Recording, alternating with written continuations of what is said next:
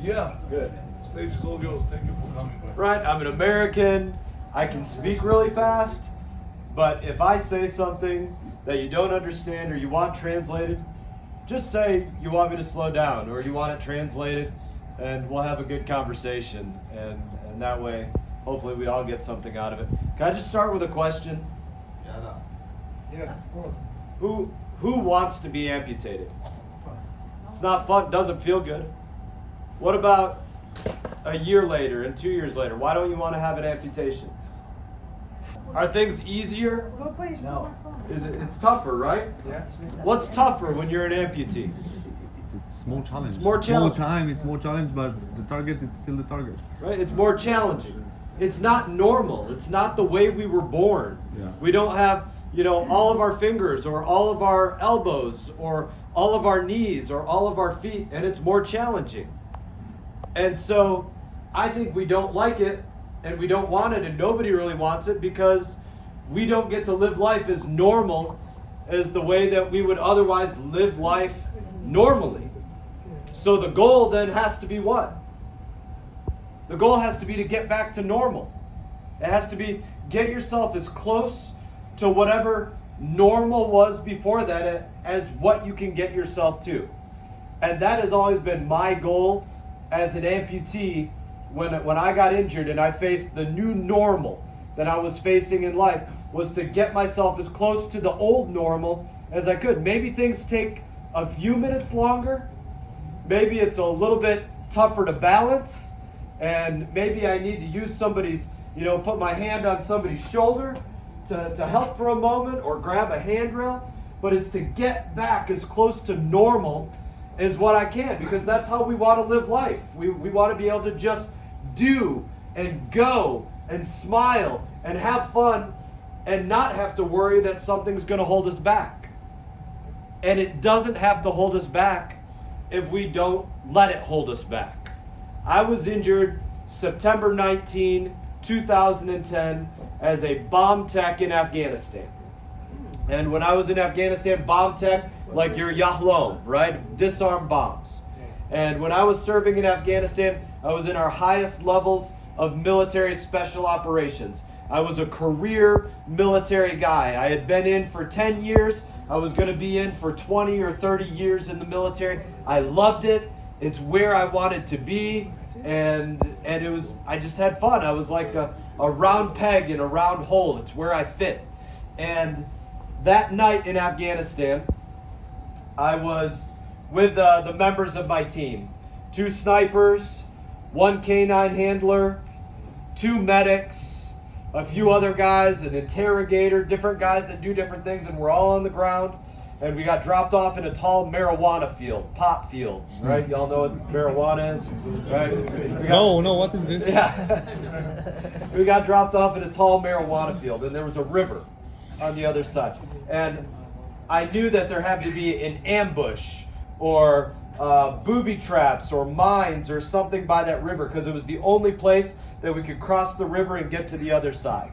And so when we got to the river, I was with my guys and I told my 2 snipers, I said, hold on, I'm going to look for bombs. And I looked for batteries, I looked for dirt in the ground, I looked for tripwires. I had this laser on the front of my rifle. And when I'd shine my laser down, it would it would see it go off the wires if there was a wire.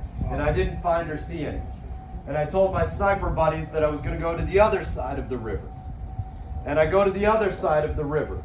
And I do the same thing. And I get on my knees, right? I get down on my knees and I start looking for batteries and wires and dirt. And I shine my laser down again. And I look for more tripwires, and I still don't see anything. I don't find or see anything. So I give the snipers the signal again that I'm going to go ahead, right? That I'm going to forge ahead. And so I do. I forge ahead. I take 1, 2, maybe 3 steps past where I had looked, and boom, right? A pressure plate, a landmine, a device. It blows up under my feet. And I remember it. I remember it just as clear as day, because it didn't knock me out. And it threw me through the air maybe 5 or 10 feet. And I landed on my back. And when I landed on my back, the wind was knocked out of my lungs. trying to breathe from the blast of that explosion. And I'm laying there and I couldn't see because of all the dirt and the soot that had been blown up into my eyes, and I'm trying to wipe it out of my eyes. And as I'm doing that, I see all of my fingers were broken. They were, hanging in directions that fingers are not supposed to hang in. And my forearm was ugly, it was all hanging down here. It wasn't as beautiful as it is now. And I could still hear. I had my radio on, my radio in my ear. And my men, they're radioing up, talking to all of the helicopters and the jets and things in the sky, and they're saying, they don't call us Yahalom, they call us EOD, which stands for Explosive Ordnance Disposal, EOD. And they're saying, EOD is hit, EOD is down. That's me. I can hear them. They're talking about me. I'm like, uh-oh, this is me. And right about then, some of my other guys, the medics, they all remember having tourniquets put on, but if your limb looked like this, and they take that belt and they tighten it on, I remember that hurting more than anything. And let me get my belt back.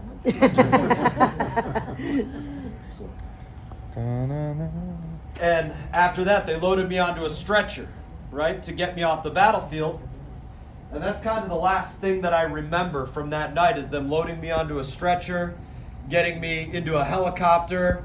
The helicopter takes me to the hospital, and I don't have any memories after that for about a week, until I got back to the United States of America, to the hospital there, Walter Reed Army Medical Center. One of the things that I remember more importantly than anything was my father and my siblings. And my father, he came to my bedside, right? I'm laying in a bed. I have the vacuums, sucking out my wounds. I have tubes going in me. And my father, he comes to my bedside. And I've told some of you this story already. My dad and I, we love each other. We love each other as much as anybody could. But we don't go around saying that we love each other. It's just not who me and my dad are. I tell my little boys and my little girl I love them all the time, but for me and Dad, we don't go around saying that we love each other. And he comes to my bedside and he's tearful, right? His son is missing his legs. And he says, Brian, I'm proud of you, and you're going to be okay. You're going to be all right. You're going to get through this. And then it goes back to tough love, like Dad does, right? Like dads do, tough love. And he says, Brian, you got to find a way to pull yourself up and get yourself out of this and get back to work. You can't let your kids see you sitting on your butt no matter what happens, because your kids are always looking at you, trying to decide how they're going to live their life. What's okay for them to do? Do they overcome or do they not overcome? Your kids are watching you. So you got to be a good example for your kids and show them that no matter what, you're not going to sit on your butt. You're going to work. You're going to achieve. You're going to succeed. You're going to do whatever you want, like your kids, like we expect our kids to do. And that went to my heart. And he told me, he said, Brian, you can't lose your purpose. Your purpose in life. What's your purpose? Why do you live? What do you live for? My purpose in life, aside from my kids and my family, was defending my country. I was a soldier, a career soldier. My job was defending America. And so he said, you can't let the best defense be in your past. You got to make sure that the best example for your kids is in your future. The best defense you give your country is in your future, not in your past. You don't spend the rest of your life just talking about what I did back in 2010 when I was hurt. That's no way to go through life, just talking about what I did 10 years ago, right? Don't just tell my kids the best I did was 10 years ago.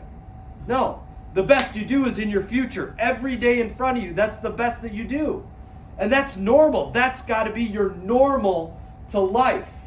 That the best you do every day is tomorrow. If today was amazing, tomorrow is even better. And if tomorrow is incredible, the next day is off the charts. But that's how you got to live. You can't live thinking that was the best and it's all downhill. What's the point of living if you think it's all downhill? Right? You got to think it gets better every day, and it will. And it does get easier every day. It will be tough. It will be hard. But it will get better every day. And so, some of the things that help me to be better, because I am better today. I can do whatever I want. If I want to walk, I can walk. If I want to carry my kids, I can carry my kids. If I want to put my kids on my shoulders and walk with my kids on my shoulders, I walk with them on my shoulders. If I want to throw a baseball with my kids, or if I want to play soccer, football, I do it. But I had to work to get there. One of the most important things that I had to do to be able to do anything is to be strong. You have to be strong. You have to be physically fit. If you have two good legs? If you run up a hill, it makes you tired? Yeah. Right? Yeah. So if you run up a hill, come here. One leg, right? Yeah. One leg. So if you go up a hill, you're tired. If you go up a hill, you're 2 times as tired, right? Yeah. Because he only has one good leg. His heart is beating. His lungs are breathing. If I go up a hill, 2 legs, 4 times. 4 times maybe. I don't know what the exact number is, but right? It's tougher. It's tougher. So your lungs have to be strong. Otherwise, you're going to spend your whole life. Hold on. I got to wait. I'm tired. I'm not fit. You got to be strong. You can sit down if you want. I don't care. And your core, your abs, your back. Because all of this, for me to be able to walk and do what I want and talk and throw a ball and push a chair or do whatever, my core, my abs, my back, that's where all my balance comes from. My balance doesn't come from the end of my leg. My balance doesn't come from my fingertips. I might put my arms out if I need to balance. But, can you come up again? Thanks. If you squat down a little bit, right? Your balance comes from your toes, right? Your toes push into the ground. Your ankle bends. Your knees bend. We don't have that for balance if it's our legs. So your balance, if it's your legs, it comes from here. It's got to be strong. It's got to be tight, so that you can balance and do what you want. Thanks. So you can squat? I can't squat because I can only bend at the waist. Ah, you're fit. Wow. Amazing. That's not behind. But I can bend up and down. So I can't squat. I tried it once, and But you gotta have that strong. The stronger this is, the better you're gonna walk. I told somebody yesterday, I said, these are like the tallest pair of high heels. That's what they're like, really. They're like stilts. Yeah. They're like the tall man. And so to do that, you have to have balance. You have to have strength. And the other thing that I tell people is, I don't know if there's something. Let me see. Can I use your chair? Yeah. So, perfect. If I walk, no problem. I walk fine. It's normal. If I have extra weight, right? If I have extra weight, I can carry it. Wow. Well, that's not the best choice. Sorry. No, it's good. But not easily. I could hold on to it with my cane and walk, but why can't I do it easily? Why can't I walk easily with that? Because balance, it's out here, but it's heavy. If you have extra weight, if you let yourself get overweight, you're not going to walk as easy. You just won't. Because you're carrying extra weight. If you want to walk well, be thin. Don't carry extra weight. Be skinny. Be fit.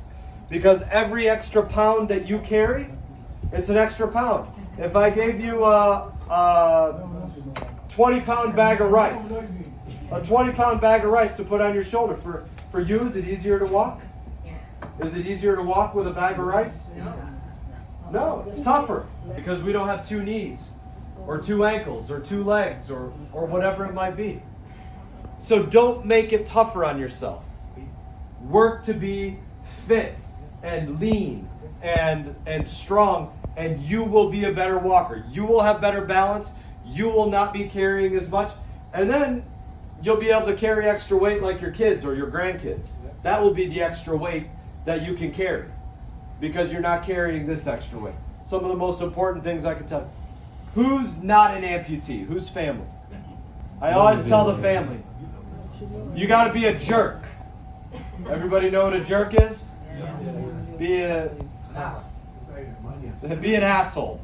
If your amputee is eating too much, be an asshole and tell them. If they're not exercising, doing sit-ups, getting strong, working their legs, wearing their legs, right? Because you have to build up a tolerance to wearing it. It's not natural to wear this. Your body wasn't built to wear a liner and a cup and a carbon fiber and walk on the cut-off end of a femur. Your body wasn't built for that. So you have to build up a tolerance. When I first put on my prosthetic legs, I was nothing but a shoe right on here. So I was this tall off the ground, right? And when I first put them on, I couldn't stand at all. I needed somebody under each arm to hold me up just so I could stand there, even though I was this tall. But then, by later that day, okay, I could stand there, right? And later that week, okay, I could throw a ball. And later that month, okay, I can get a little taller, and I can balance, and I can stand on one foot, and I can throw a ball. And then I got knees, and I could walk, and I could do other things, and I could build myself up to what I needed to do. But there was a process to it, right? So for you family, you got to help them build up a tolerance. Leave it on all day. And if it gets sore and you can't leave it on, take it off for 20 minutes. And then put it back on. And leave it on as long as you can. Otherwise, you will never get to the point of being normal. For family, do you take your legs off? No. Do any of you family take your legs off? Or your arms? No. So if you want to get to the point of being normal like that, where you can leave it on all day, you have to get used to having it on all day. And it takes time. Probably takes a year, 2 years to build it up to where you can leave it on all day. But if you don't ever work at that, you won't ever get to that. So you have to do it. So you family, be an asshole to them and make sure that they're leaving it on and that they're eating good and that they're getting strong and that they're pushing themselves every day so they can get back to normal. That's the job of the family. And if your family member is still on like I was on morphine, Dilaudid, fentanyl, oxy, sleep medication, antidepressant. You guys know what that is? Yeah. Anti-inflammatory. You gotta less and less and less until you have none. Because it ruins lives. Those drugs, they will consume you. They will ruin your life. I've seen it ruin so many people's lives until they had no more. Until they got off of it, ruined their lives. With their family, with their kids, they're dependent on it. irritable, mean, you name it. You got to get off of it. And it's not easy. For me, it probably took about 6 months to get off of all of those drugs. As soon as I knew I was on it, I said, I don't want it. And so I worked my way down over 6 months to the smallest amount of medication, which was morphine tablets. And I had to take one at 6 a.m., one at 6 p.m. And when I went from that very small amount, the last thing I had, to nothing, it was terrible. For 1 month, 2 months, I was mean, I was irritable, I had diarrhea, I was awake at midnight or 2 a.m. like I had pots of coffee. It wasn't good. It wasn't fun. I was sweating. I had fevers. Going from a little bit to nothing. It's tough. It's not an easy thing to get off of it. But you family, you have to help them get down to nothing and then help them realize that they can go from a little bit to nothing. But it's tough. And you got to be there for them and you got to push them. And you as the amputees, you got to push yourself to go through 1 month, 2 months, and then the rest of your life will be like, you'll never want to touch a narcotic. Yeah. You'll never want to touch a narcotic again in your life. I never have. And since then, I never want one again because I don't want to ever have to go through that again. But that's part of getting back to normal. And do you have pains? Phantom pains? Pains in general. Rarely. Question, do I have pains? Sometimes if I walk a lot, like maybe I'll walk 20 miles. Not for fun. Just to prove I can do it. Because there's a competition, a walk, right? If somebody challenges me, I'm going to do it. Right? That's it. If you're going to throw down the gauntlet, then I'm going to step up and I'm going to do it. So I might be sore afterwards. Maybe I'll take a Tylenol. Or 2 Tylenol or something. But I'm not going to take a narcotic. You know what? You understand the difference. Do I get phantom pains from time to time? Yeah. I get phantom sensation from time to time. But not a lot. And my opinion, this is not medical. My opinion why I get very few phantom pains is because I beat it up. I use them all the time. I beat them up all the time. So a phantom pain, nothing. I beat them up by wearing them all day. By doing a 10-mile walk because somebody challenged me to do it with other people, to be inspirational to other people, or to do whatever the reason is. Support a cause, whatever it is. But doing things that are uncomfortable in normal life makes it so that when I have a phantom pain, I feel it for a couple moments and then nothing. It's nothing. Because I do other things that are uncomfortable, in my opinion. I think that's why it is. Life goes on. When I was injured, I had one son. Maybe some of you saw him here. He was 6 months old. Now he's 13. I now have 3 more kids. I'm a member of Congress. But I didn't just be a member of Congress. When I was recovering, when I was going through my recovery, I was in the hospital, I worked with other government agencies. I went back to work, like my dad said. He said, you got to get back to work. So even when I was recovering, doing physical therapy, I went back to work with government agencies to give my skills to my country. And then when I was done recovering, I went back to work. And I worked every day. And I went back to school, and I got my college degree, which I hadn't done. I went to Harvard, got my degree. And I have more kids. And I played with my kids every day. And I cook dinner. And I give bath time to my kids. And I play and I have fun and I smile on their birthdays. Because it's fun. And I can do whatever I want. And if somebody challenges me to do something, to Florida, I'm from Florida. I rode a bike from one side of Florida to the other side of Florida because it was fun to do. Or I surf with you. or I swim, or I do whatever, but I do whatever I want because I got myself there. And you all can get yourselves there if you choose, right? If you choose. I'm going to say one other thing, and then if y'all have any questions, I'll be happy to answer them. And you all know the word inspiration. Can I buy it? No. I can't go to a store and buy inspiration. I can't manufacture it and sell it to anybody. It'd be good if we could, but we can't sell it to anybody. You find a way to create it by what you say or what you do. That's where inspiration comes from. You all in Israel, you have a chance to make your country even better than it is. Because people look at you, and they're going to look at you and they're going to think that you can't do something. You can't go up the stairs. You can't play with your kids. You can't be in the military. You can't work. You can't whatever somebody thinks you can't do.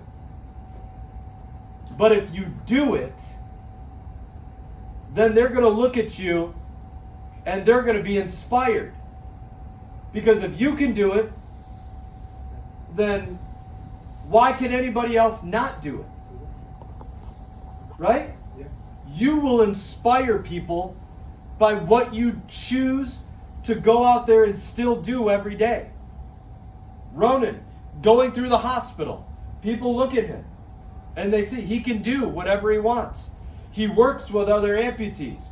He inspires people every day because he chooses to still go out there and do it.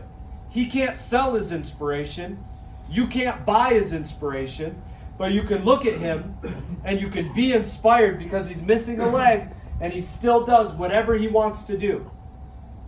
That's all of your opportunities. You can make Israel better by inspiring everybody in Israel that if you can do it, then what's their excuse not to do it? What's their excuse not to go to work? What's their excuse not to fight? What's their excuse not to be in security at the kibbutz? What's their excuse not to do it if you can do it? That's how you inspire your country. That's how you inspire the people around you. And last thing I'll say is this. I am an American. And when I fought for my country, what I fought for, we have an American flag. 50 stars, 13 stripes, red, white, and blue. That whenever I wake up under my American flag, I get to choose if today is better than yesterday. Or I don't. Today is worse than yesterday. That's my choice. But I get to choose. And I choose to make every day better. Tomorrow will be better than today. Maybe not, because I get to be with all of you. And I'm flying. But I get to make the choice. I think you all get to make that choice here in Israel as well.